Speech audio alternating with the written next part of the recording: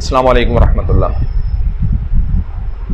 تفسیر القرآن تفسیر پروگرام کا آج چوتھا سبق ہے، جس کا عنوان ہے تفسیر القرآن باقوال الصحابہ، کہ قرآن کی تفسیر صحابہ کے اقوال کے ساتھ کرنا۔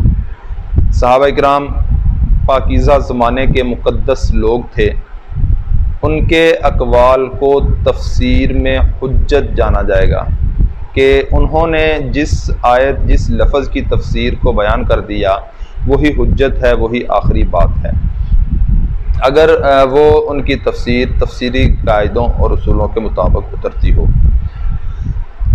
ہم اس کو مثال کے طور پر دیکھیں گے کہ قرآن کی کسی آیت کی تفسیر صحابہ کرام کے قول سے ثابت ہوتی ہے۔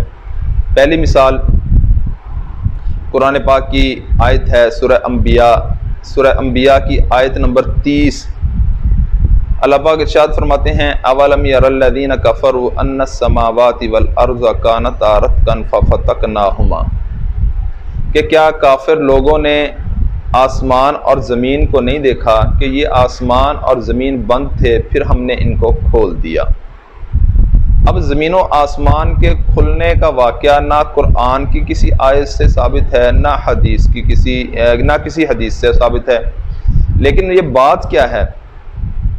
ہوا یہ کہ حضرت ابن عمر رضی اللہ تعالی عنہ کے پاس ایک آدمی آیا، اس نے آ کر سوال کیا کہ مجھے اس بارے میں بتایا جائے کہ زمین اور آسمان کے کھلنے سے کیا مراد ہے۔ حضرت ابن عمر رضی اللہ تعالی عنہ کو بھی معلوم نہیں تھا یا اس وقت ذہن میں نہیں تھا۔ انہوں نے اس آدمی سے کہا کہ آپ حضرت ابن عباس رضی اللہ تعالی عنہ کے پاس جاؤ، جنہیں مفسر قرآن کہا جاتا ہے، ان سے جا کر بات کرو، ان سے جا کر اس کا مطلب پوچھو، اور وہ جو بتائیں وہ آ کر مجھے بھی بتانا۔ یہاں پر ایک بات کہ انہیں مسئلہ نہیں آتا تھا، انہوں نے دوسرے کے پاس بھیج دیا، یہ نہیں ہے کہ خود ہی بتا دیا۔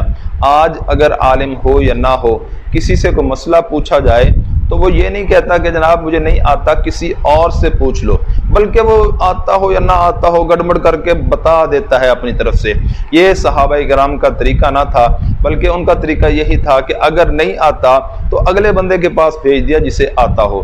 تو وہ آدمی حضرت ابن عباس رضی اللہ تعالی عنہ کے پاس پہنچا، جا کر عرض کی کہ میں اس کام کے لیے آیا ہوں کہ مجھے بتایا جائے زمین و آسمان بند تھے، اس کے کھلنے سے کیا مراد ہے۔ حضرت ابن عباس رضی اللہ تعالی عنہ نے ارشاد فرمایا کہ زمین و آسمان بند تھے، آسمان بنا بند تھا، بالکل کھلا ہی نہ، پھر اللہ پاک نے بارش کو نازل کرنے کے لیے آسمان کو کھولا، بارش نازل ہوئی۔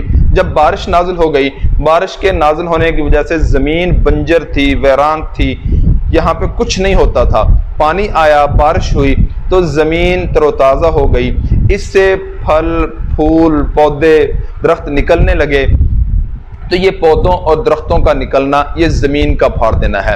یہ کافر کے لیے دونوں نشانیاں کہ ایک پانی کا قطرہ آسمان کو کھول کے زمین پر آتا ہے، زمین سے ایک بیج چھوٹا سا وہ زمین کو پھاڑ کے باہر نکلتا ہے اور بہت بڑا درخت بن جاتا ہے۔ تو یہ کافر کے لیے اس میں نشانیاں ہیں کہ ایسا کیسے ہو سکتا ہے، اس کو کرنے والا کون؟ تو پتہ چلتا ہے اس کے کرنے والا ایک موجود ہے اور اسی کو اللہ کہتے ہیں۔ یہ تفسیر القرآن باقوال الصحابہ کہ قرآن کی تفسیر صحابہ کے قول کے ساتھ پہلی مثال ہو گئی۔ اس بات کو مفسرین نے لیا ہے اور تقریباً ہر مفسر نے اسی بات کو اپنی کتاب میں ذکر کیا ہے۔ دوسرا، قرآن پاک میں اللہ پاک نے ارشاد فرمایا سورہ بقرہ کی آیت نمبر 195 وَلَا تُلْقُوا بِأَيْدِيكُمْ إِلَى التَّهْلُكَةِ، کہ تم اپنے آپ کو اپنے ہاتھوں سے ہلاکت میں نہ ڈالو۔ اب اپنے آپ کو خود ہلاکت میں کون ڈالتا ہے بھلا؟ کوئی بھی نہیں ڈالتا۔ اپنے آپ کو مشکل سے بچاتے ہیں، اپنے آپ کو دھوپ سے بچاتے ہیں، اپنے آپ کو ہر آفت سے بچانے کی کوشش کرتے ہیں، لیکن اپنے آپ کو ہلاکت میں تو کوئی بھی نہیں ڈالتا۔ اب اس کی تفسیر کے لیے حضرت ابو ایوب انصاری رضی اللہ تعالی عنہ کا ایک قول ہے، اور وہی ہر مفسر نے قول لیا۔ اور وہ قول کیا ہے؟ وہ یہ قرآن کی تفسیر صحابہ کے قول کے ساتھ ہو رہی ہے۔ وہ قول کیا ہے کہ اپنے گھر بار کی مصروفیت میں، اپنے بزنس جائیداد کی مصروفیت میں اعمال کو چھوڑ دینا، یہ ہے وَلَا تُلْقُوا بِأَيْدِيكُمْ إِلَى التَّهْلُكَةِ، کہ تم اپنے آپ کو، انسان کا جان، انسان کا مال، انسان کا گھر بار، انسان کی جائیداد، یہ انسان کا اپنا ہے، اور انہی کی وجہ سے انسان اپنے آپ کو ہلاکت میں ڈال رہا ہے۔ ہلاکت میں ڈالنے سے مراد کہ اعمال کو چھوڑ دیتا ہے۔ انسان دکان پر بیٹھا ہے، اذان ہوتی ہے، انسان مسجد میں نہیں جاتا، انسان نے اپنے آپ کو ہلاکت میں، اپنے بزنس کے لیے اپنے آپ کو ہلاکت میں ڈال لیا کہ اعمال کو چھوڑ دیا۔ تو اب یہ بات ہر مفسر نے اپنی تفسیر میں ذکر کی، یہ ہے تفسیر القرآن باقوال الصحابہ، قرآن کی تفسیر کو صحابہ کے قول کے ساتھ ذکر کرنا۔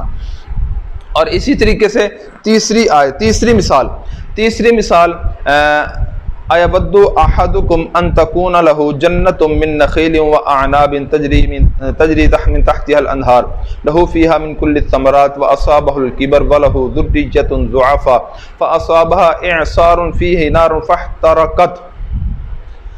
اب یہاں پر کہ ایک آدمی کیا وہ اس بات کو پسند کرتا ہے کہ اس کا باغ ہو، اور وہ باغ انگور کا اور وہ باغ کھجور کا ہو، بڑا سرسبز باغ ہو، اور ان کے علاوہ بھی اس باغ کے اندر پھل ہوں، بڑا خوبصورت، بڑا تر و تازہ انسان کا باغ ہو۔ اب اس باغ کے اندر انسان باغ ہے، انسان یعنی کہ اپنی ایک جائیداد بنا لیتا ہے، اور اس صورت میں انسان بوڑھا ہو جاتا ہے، اور بڑھاپے میں اس کے بچے ابھی چھوٹے ہیں، جوان نہیں ہوئے، یعنی کہ وہ کچھ کر نہیں سکتے۔ اس صورت میں اس کو باغ کی پہلے سے زیادہ ضرورت ہے، کہ پہلے تو پھر بھی کمانے والا تھا، جوانی تھی، کما سکتا تھا، اب کما نہیں سکتا، بوڑھا ہو گیا ہے، بچے ابھی بالکل چھوٹے ہیں، اور اس صورت کے اندر باغ کی اس کو پہلے سے زیادہ ضرورت ہے۔ ایسی صورت میں ایک آگ کا بگولا آئے اور اس کے سارے باغ کو جلا کر راکھ کر دے، کیا کوئی اس بات کو چاہتا ہے؟ تو سب نے کہا نہیں۔ حضرت امیر المؤمنین خلیفۃ المسلمین سیدنا فاروق اعظم رضی اللہ تعالی عنہ نے ایک مرتبہ صحابہ کرام کو جمع کیا اور یہ سوال کیا کہ مجھے بتائیں اس آیت کی تفسیر کیا ہے، اس آیت سے کیا مراد ہے؟ کسی سے بھی تسلی بخش جواب نہ پایا، تو حضرت ابن عباس رضی اللہ تعالی عنہ ایک طرف بیٹھے تھے، انہوں نے عرض کی کہ یا امیر المؤمنین، کیا میں اس کی تفسیر بتانے کی کوشش کر سکتا ہوں؟ میرے ذہن میں ایک خیال آتا ہے۔ حضرت امیر المؤمنین سیدنا فاروق اعظم رضی اللہ تعالی عنہ نے کہا جی آپ بلا جھجک اپنی بات کہیے۔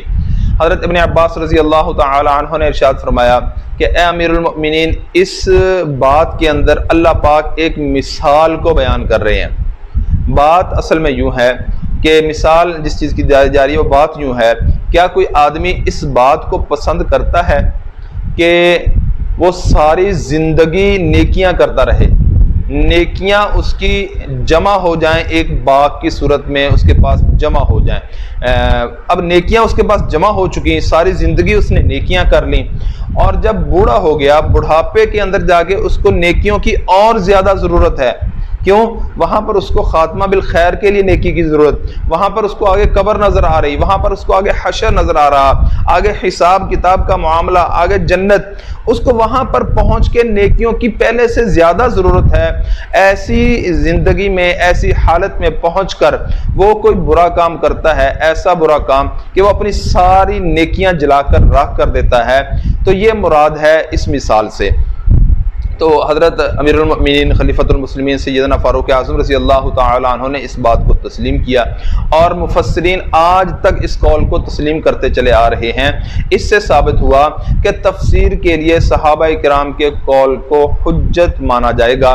تفسیر القرآن باقوال الصحابہ، کہ قرآن کی کسی آیت کی تفسیر صحابہ کے قول کے ساتھ کرنا۔ اللہ رب العزت سے دعا ہے اللہ رب العزت مجھے آپ کو قرآن سمجھنے، اس پر عمل کرنے کی توفیق عطا فرمائے۔